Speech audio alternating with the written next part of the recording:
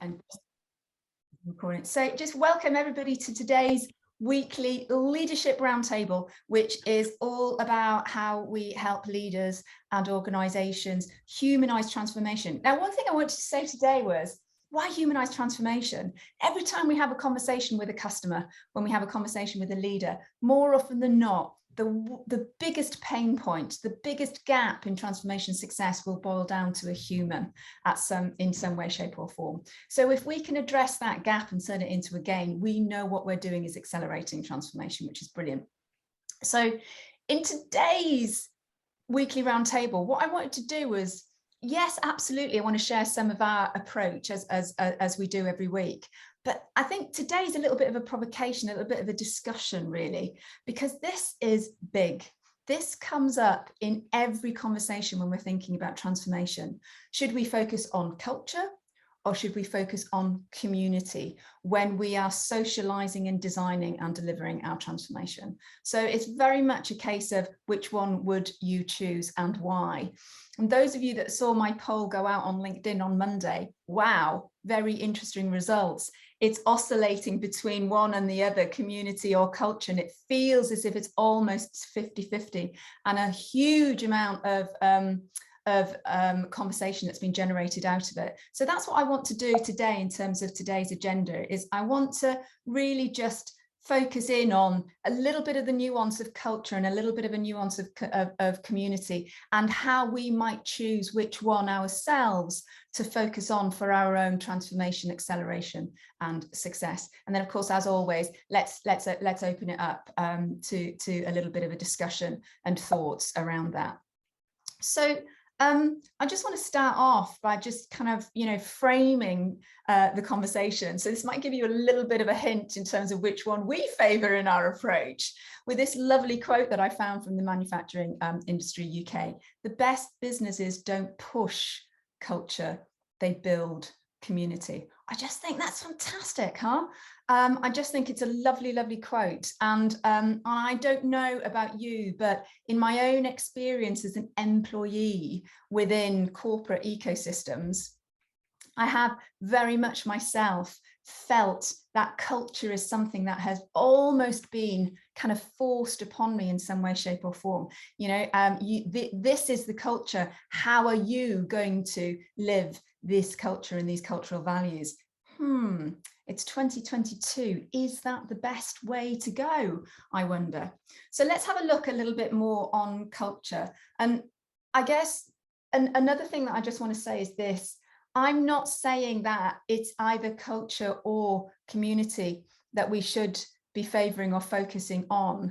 I want to share with you which one we work on in our approach to accelerating and humanizing transformation. They are both equally as important, but I think in our work, what we've recognized is when you focus on one or the other is incredibly important and crucial to transformation success. So first and foremost, just to dig a little bit deeper in what I mean by culture.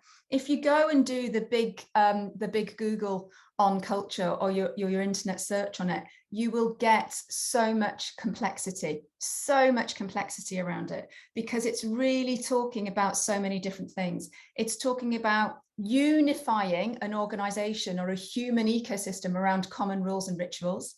It's talking to you about the way we do things around here. What you will find is you'll find a lot of research that says that there is a shadow side to culture, because the rules of an organization can sometimes become quite cult motivated. And that's really interesting, because if you're talking about diversity and equality and inclusion, cult can sometimes really add challenge to transformation. The other thing as well is, if you think about an organization, as an ecosystem, an ecosystem of humans, we mentioned this really briefly last week. Naturally, do you know this transitioning thing is happening again to me, isn't it? So what I am just going to do is just remove all transitions from this, and I should have done this before. Just bear with me 1 second, everybody. And I need to go none. There we go. Apply to all. Right. Let's go back to slideshow. And let's hopefully not be scuppered by the little gremlin of the transitions again for today, like we did last week. So really understanding the shadow side of culture is incredibly important. And then we've got subcultures, right? So the way that we do things in the finance department will be very different to the way we do things and the behaviors that we employ in the learning and development team. So we know that there are subcultures. And that brings me to the final point around culture that we need to be aware of as transformation leaders and practitioners. It takes time. It takes time to evolve and establish and embed true culture, whether there is goodness in it or not. I mean, there's always going to be a shadow side, but there's time to it. So that's what you really get a sense of when you're talking about culture. Really important, but we need to be aware of these 5 points. When we look at community, different things start to happen. And over the last decade, there has been a huge amount of interest and design methodology around community and ecosystem, networked ecosystem development, raising in the world of transformation. And I think that's absolutely fantastic. And if you have a look as well, we've got open public communities like, you know, social media on Facebook and LinkedIn, et cetera, but the amount of closed community platforms that are emerging globally that have been adopted by organizations so that they can actually foster that hybrid physical and virtual community environment, that is really important as well. So community is definitely part of the narrative of transformation, but let's just dig deeper into it. Community, by definition, is when we unite on a common purpose or cause. Now, the interesting thing here for us when we're talking about transformation is the word unite versus unify, which I had under culture, is a lot more healthy for you at the start of transformation, because what you're saying is you don't want everybody necessarily to be the same, but you want everybody to be united. So it gives you an opportunity to help people to celebrate their uniquenesses. The other key principle of community design is around shared experience and the freedom to be. And what I mean by that is the freedom to be yourself. So there's something in here that is a new design element that we ought to be thinking about in our transformation that we want to be putting in.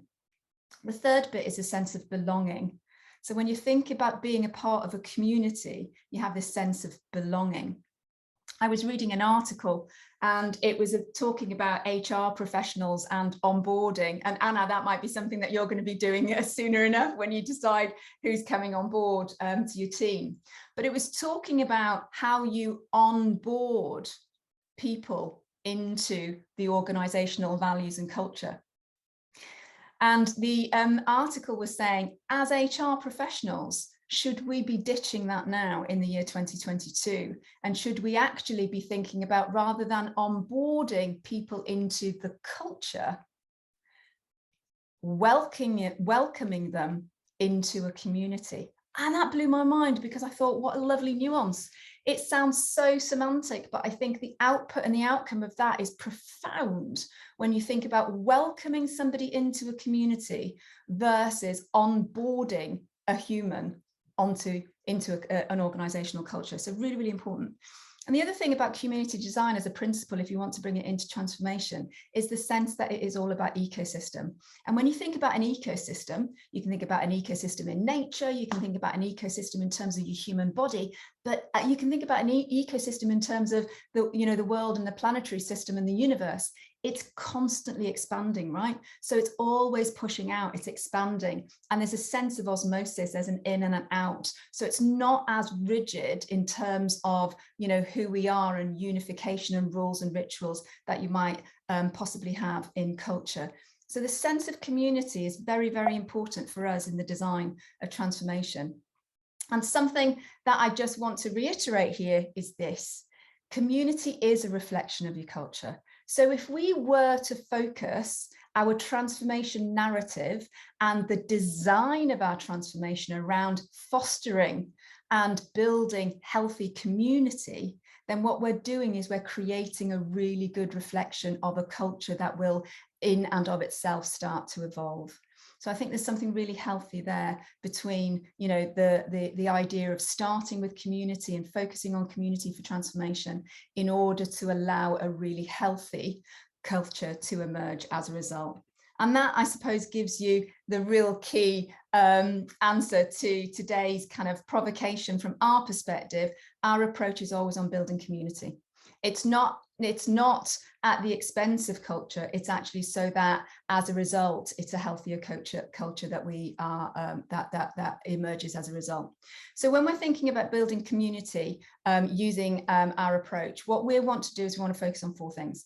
So the first thing, and again, last week we touched on this, is making sure that when we are talking about building community, when we're talking and socializing our transformation strategy, we're socializing it and directly linking it to a causal purpose that is bigger than us. It's so incredibly important. I was talking to a local authority yesterday, and they have a digital strategy, and the digital strategy has been technically written, and it's absolutely fine, and there's no problem with that, and it's absolutely right. And this digital strategy is serving as a transformation strategy for the organization for the next 5 years. But what I was saying to them was, that's not going to connect to the human. So what you've got is you've got a fantastic structural and technical strategy, and your transformation from that perspective has got the ticks in the boxes. But what you need to do now in order to land it, in order to design it and to bring people on the journey to success, is to connect it to the human. And the way that you connect it to the human is to create a narrative around causal purpose. So I mentioned last week, if you remember with Maya, how do you create that moonshot? What you want to do is maybe just go to something as simple as the UN Sustainability Development Goals and just tap into one of those to connect it. Use that in your narrative to connect to the humans. And that's a better way to bring that sense of communities. That's a foundational point. The next one is identity, and that's allowing everybody to understand who they are, and I'll talk about that in a moment. And items 3 and items 4 here, in terms of foundational elements for building community to accelerate transformation success, is how do you get that sense of feeling good? We want people to feel good, right? If you go onto Google and look at the happiness index, this sense of mindfulness, this sense of everybody needs to feel good in work, it's a prerequisite. It's what we expect now, bringing that consumer mindset into work. So how do we get that sense of feeling good, especially when people might be absolutely scared stiff of change and transformation, fearing it, and wanting to run in the opposite direction? So how do we bring that sense of feeling good? And the final bit is connected. How do we give a sense of connectedness? How do we get people connected to the transformation? How do we get people feeling connected to the future of the organization and their own success? So those are the 4 foundational elements of building community. That first one I've talked about, united to that common goal. It doesn't always have to be necessarily beyond, you know, what you've already got. Your vision of transformation might already be directly related to the a vision of the organization, like something like, you know, a great place to live, a great place to visit, a great place to work. If you've already got something like that, then it's about how do you bring that purpose, that cause to life within the design of the different projects and programs within your transformation. So a lot of the time what we have is we have this great vision that has purpose or cause connected to it. But as soon as we then deploy down into the portfolio of our transformation to projects and programs, it becomes the Office 365, it becomes the capability project. And all of a sudden, we're back to the old narrative of transformation. So we want to, as transformational leaders, we want to maintain and make sure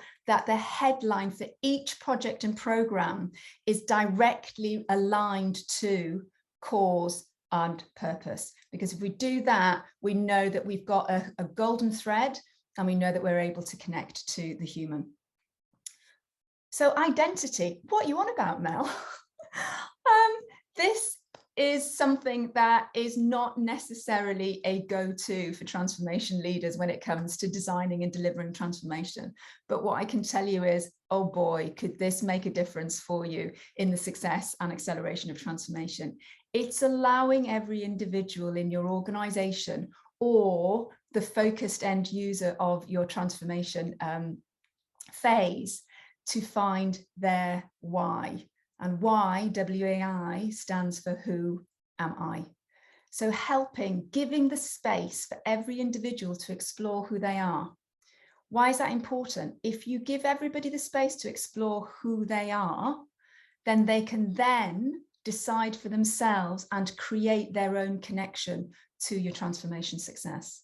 And if they're creating the connection, then what you've got there is you've got motivation and you've got meaning and purpose to get involved. So you've got there that you've got the reason for them to be a part of it. And it's so super important. And we do a lot of work around supporting leaders and practitioners of transformation, as well as wider workforces, to find their why, their who am I. And there's loads of different things that you can do. You can go to the 3 big things that Vishen Lakhiani talks about, which is fantastic, and it's free for everybody to download. What we do is we do simple exercises and workshops or one-to-one mentor coaching experiences with individuals or small groups around these 3 things. What are the core strengths that I reflect out to the people around me? And that's something that you can go out and you can ask people that work with you, but also people in your personal life as well. It's really important to get parity and congruence across both of those things. So just go out and ask people, what are some of the key words or phrases that come up for you vis-a-vis my strengths and my contribution to work or to life and our relationship? So just as simple as that, and get them to do that. The next thing is asking them to reflect on the knowledge and the experience that is across the history of their human life or professional career that makes them who they are today. So what is the knowledge and experience that they've got that they can bring to the party and contribute to the transformation? That's really important. And the final thing, which is something that we often forget, hey, you know, is what's unique about me. What is it about me in terms of my own personal human passion, you know, motivation, purpose in life? That is something that probably my colleagues don't know about, but what is it? And getting that out there, getting that visible and getting that socialized.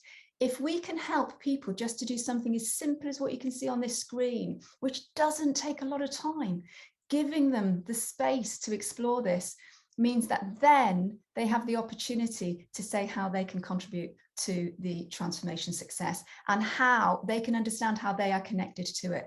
Once you've got that human connection, boy, does that change a gap into a gain. Really, really important. The points 3 and 4 that I mentioned were feeling good and being connected. And the way that we approach this right at the start of transformation is in a little diagnostic. So what I've got for you today is I've got a little bit of a share. So how we really go about that diagnostic. So this is a real top level view of it. What we do is we have 2 factors, and we want to be able to get as far as possible to the top right-hand side of this view. So we want to understand how connected the audience is, how connected our humans are. We also want to understand how good they feel. Right, so different metrics. In order to do that, what we normally do is we normally measure against 3 main areas, and obviously these 3 main areas can also subtopic as well. But in terms of being connected, what we're looking for is, do I feel that I belong here? So is there that sense of belonging in terms of the transformation? Do they feel that they belong to it? Do they feel that there is that sense of connection at that point? The other thing is that, are they feeling that they are supported? Are they feeling that they are able to offer support as well? So support coming in and support going out. That one often scores low for us. And what we're really talking about there is care and compassion. And the third bit is, am I networked? And essentially is, do I have access to what I should have access to? And that might be something as simple and tangible as the right data or the right technologies. And again, that's something really, really simple that we can put into our operational projects and programs of transformation as well.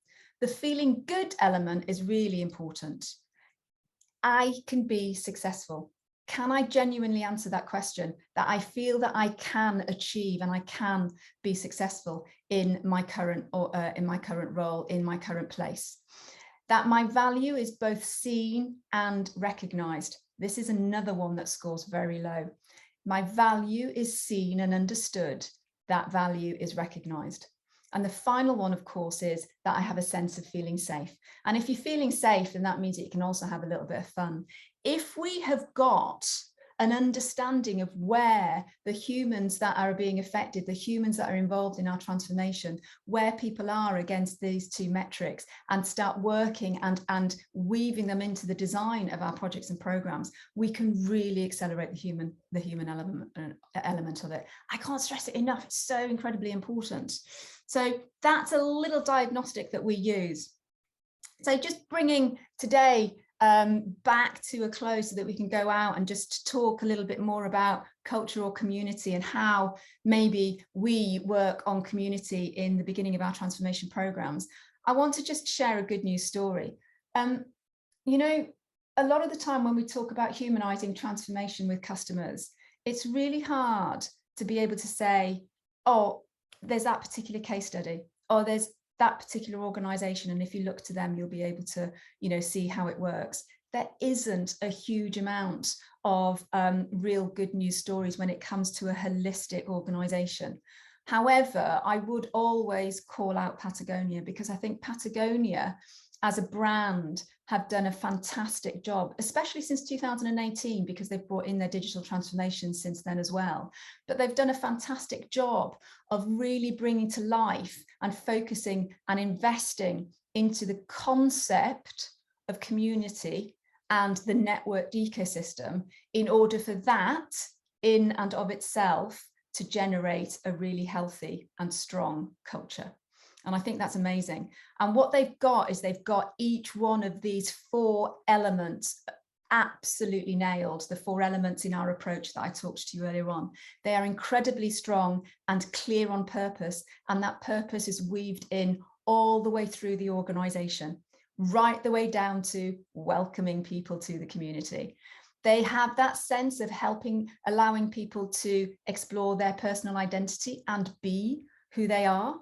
They also have that sense of fun and feeling good and safe, and, you know, that visibility element. I think, you know, I don't know whether you've heard the famous story of Patagonia, but, you know, the headquarters in America is actually on the cliff edge. And whenever there's a big swell in the sea, everybody's got the opportunity to pick up their surfboard if they're a surfer and just go down and surf regardless of what they're doing. And it's just, you know, that sense of really pushing the boundaries of what corporate culture is by fostering a real sense of human community. And of course, they're connected. They're not just connected to each other, they're connected to the environment, and they're connected to huge causes and purpose, which is a little bit of the feedback loop between purpose and connected.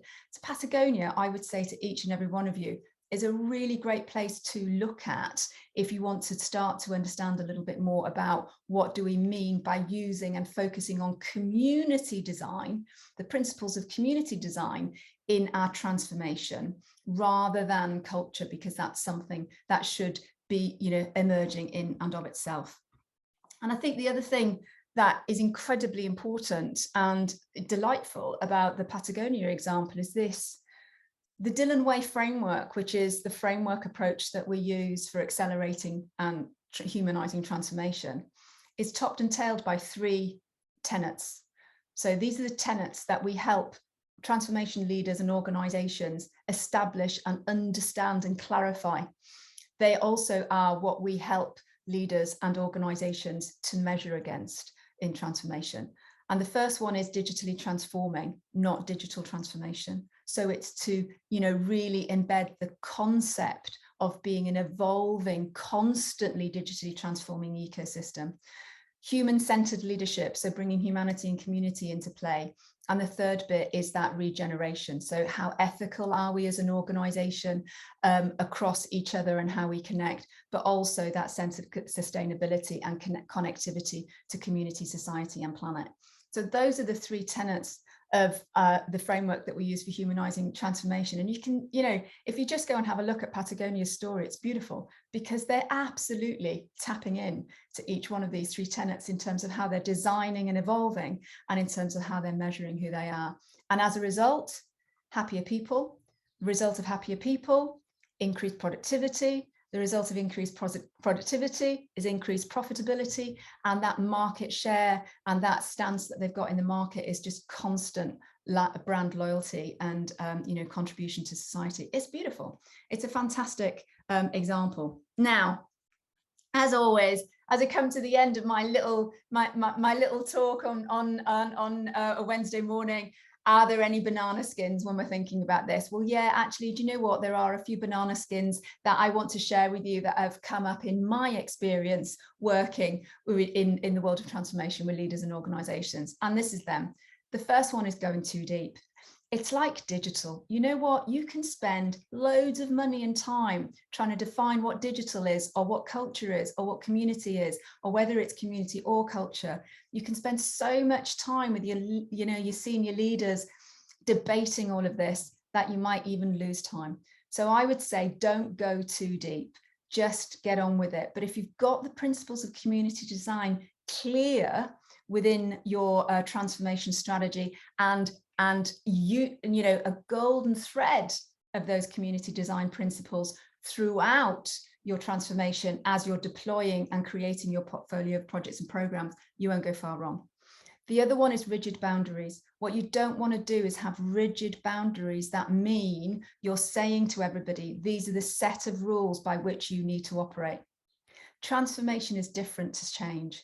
Change is when we're trying to make today and what we're doing now smarter, faster, and better.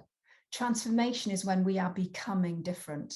So we want to make sure that we don't have too rigid a boundary around what we're talking about in terms of community. And I think the other thing is, and I've mentioned it a few times, and again, back to that Patagonia example, not investing in purposeful connection, I think, is costly when it comes to transformation, because somewhere along the line, the chain of success will be broken, and the challenge of human adoption will start to become one of the gaps that you've got. So investing in purposeful connection is really important. And if we don't invest in it, if we don't prioritize in it, we will come a cropper at some stage in the game. So those are my banana skins. But no, I'm not going to finish today on a low. I can't finish today on a low. I've got to finish today on a high. So what are the wee little quantum tips that I've got for everybody today? Well, it's pretty obvious. I think I've actually given you the sense of this throughout today's brief talk. It's find a cause or purpose that is absolutely, humane and ethical behind your strategy. Don't just have your strategy and think that you've got that elevator pitch and think that that's what's going to connect you humans. It's not. Create the space for everybody to explore their who am I, their why. Really, really important. It doesn't take a lot of time and there's hardly any investment in it, but my goodness, what you get as an outcome is incredible for transformation success. And really thinking about those metrics, thinking about how you can identify and continue to measure feeling good and being connected as goals and standard metrics within your transformation program. It's something to consider and really, really important. Human metrics, as well as organizational, financial, structural, and process and technological metrics are really, really important, not just capability metrics. Alrighty, so there we go. I am coming to the end of today. I've done it. Look, there we go. It's 8:30 in the morning and hopefully everybody's a little bit energized and ready for a wee bit of a chat. But from our perspective, when you're humanizing transformation to accelerate success, focusing in on the design of healthy community will enable a strong cultural foundation to evolve as a result. That's really what we're saying. So it's not necessarily one or the other, but community, as I mentioned earlier on, is the mirror of culture. So if we are designing community principles within our transformations, then we know that we are supporting the strong cultural foundation to evolve as a result. And of course, it would be wrong of me to go into Open Table without saying, as always, Thursday afternoon, to remind everybody, I am open to strategy sessions, one-to-one strategy sessions, which will allow you to have an exploration on where you're at as a transformation leader and how you can accelerate your own efforts and goals, but also the organization that you might be leading transformation in. So those strategy sessions, those one-to-one strategy sessions are available to anyone on a Thursday afternoon, and I'm there ready and waiting. There's not that many slots because it's only Thursday afternoon that I dedicate to these strategy sessions, but they are open to each and every one of you to take advantage of. And that really brings us to the end of today.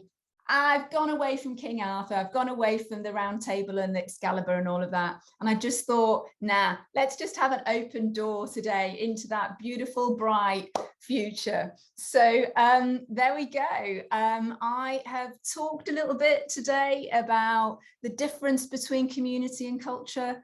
I've shared with you that from our perspective, the approach is community design principles to foster that strength of culture to evolve over time.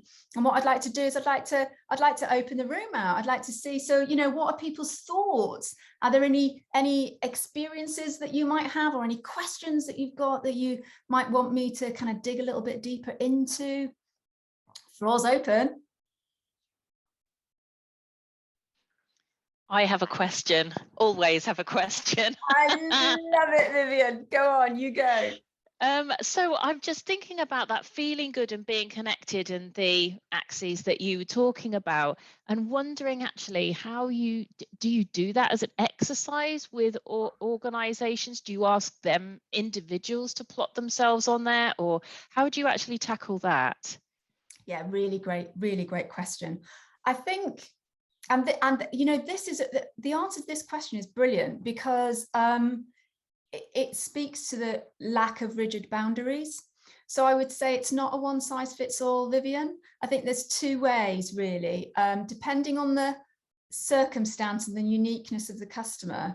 I would say absolutely it can be a discussion that you have with everybody. So it might be one-to-one discussions with managers and teams. It might be facilitated workshops with wider groups where you just come up with it and you literally just have a nice brainstorming on the walls and you can gather that data out.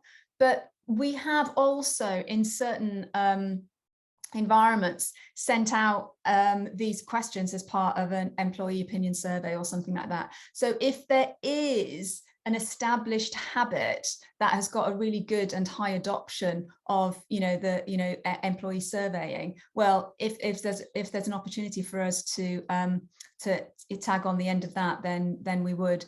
I do think though that there is a richness in conversation that is you just can't get that out of a survey, even if you've got open text questions for people to just share their thoughts. I think there's that beautiful thing, which is when ideas have sex, if you bring two ideas together, it's what sparks out of those two ideas, which is where the magic is, rather than two separate ideas themselves. So I think it does depend, but certainly you've got those two options. You've got the conversational option, which is one-to-one, maybe with a manager and an employee.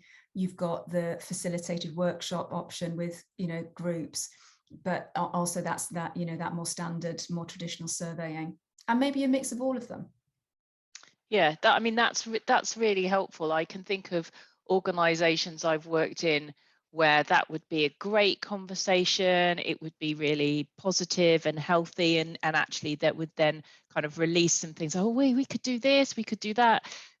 So that would be really healthy and helpful. I can also see some where you would have to flex the approach, where actually the reason for the transformation is because things aren't right at the moment. And actually that could then be an incredibly uncomfortable conversation. And so I think you'd have to navigate that one quite carefully and perhaps differently in order to manage that. So thank you. That's really helpful. No, not at all. And also, I think what you just mentioned there as well. So just thinking about one particular customer that we're working with at the moment, the requirement for transformation is as a result of organizational lack, and I see the main organizational lack of performance. So it's very much that last example that you gave. So in that instance, it's really important for us to do that identity work first. Yeah, so it's for us to open the space and get people to understand, who am I? And then the second part will then be, let's see where we're at. Because as soon as you get people to really open up themselves to being a human at work, rather than just, you know, regardless of whether you work from home or not in a hybrid environment, but it's your job title, you know, hi, my name's Mel, I'm founder of an organization, you know, that whole thing. You're not introducing yourself as a profile, you're not seeing yourself as a profile, you're not being present as a human being. I think, you know, if you can tap into that, then, you know, even if you're in a complex environment that there is a lack of performance, then you can have a more meaningful conversation if you've done the identity work first. I'd like to draw your attention to a previous lecture where you said welcoming people on board. The power of moments. You remember one of the masterclass, we had this power of moments. Yep. And they said, you know, how to make an employee feel special when welcoming in the community. Yep. Just thought I'll remind you, that's what came to my mind when you were speaking actually in between. Yeah, and you know, there is such an opportunity, isn't there, for us to recognize that transformation, one of the unspoken goals of transformation should be that we are making our organization more human, that we are decoupling ourselves from the shackle of the old corporate life where it was all about hierarchy, it was all about silos, and it was all about control. The unspoken transformational, you know, goal is that we are bringing the human front and center of our organizations, and the way to do that is in moments.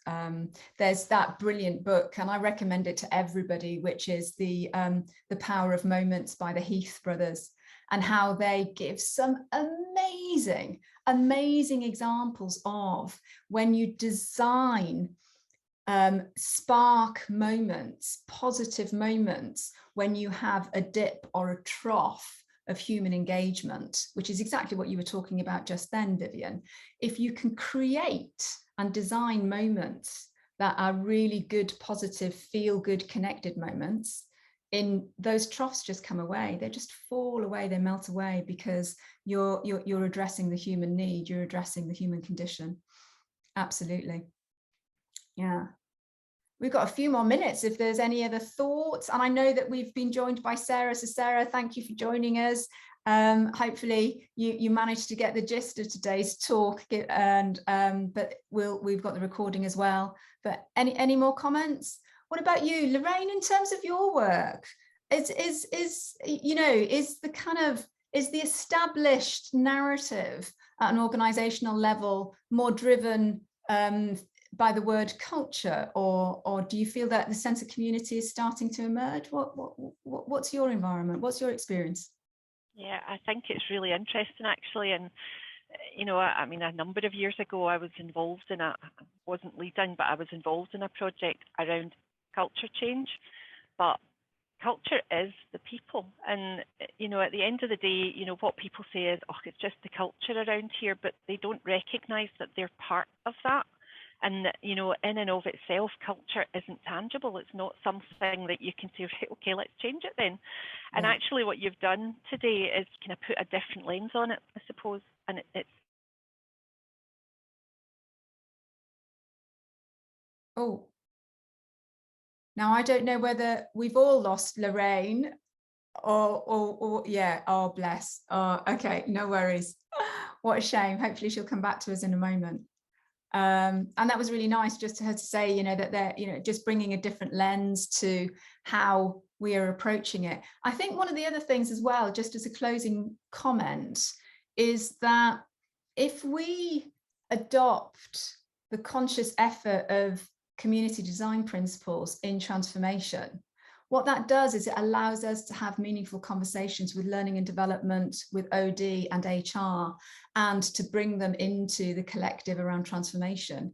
And I think that is something that is really important, because a lot of the time it's really hard for us to really come together and collaborate across those different corporate silos. And with us as transformation leaders navigating and designing around community, it doesn't necessarily, you know, mean that you're taking somebody else's territory or you're standing on somebody else's turf, but actually they can coexist and they can start working together.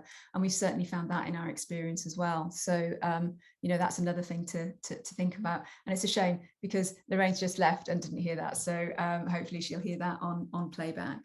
Okay, so I'm going to hang around for a few minutes, but that really brings today's session to a close. So hopefully everybody that's thinking about transformation, designing transformation or leading transformation, trying to humanize it, what you're going to do now is you're going to think about how do we bring community design into our design and our deployment. So that's really, really important for us all to consider for the success and humanization.